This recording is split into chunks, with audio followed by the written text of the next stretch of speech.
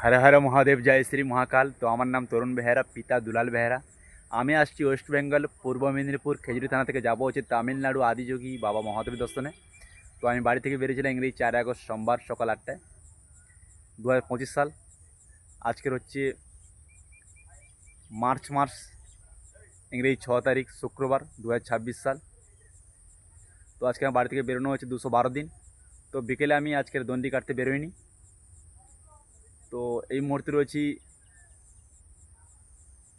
বুদোমুরা বুদুমুরা dist, Srikakulam, Andhra Pradesh state.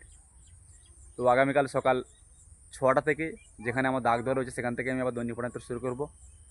সবাই ভালোবাসা দিবেন এবং মহাদেবের কাছে প্রার্থনা করবেন আমি যেন বাবা মহাদেবের দরবারে পৌঁছতে পারি।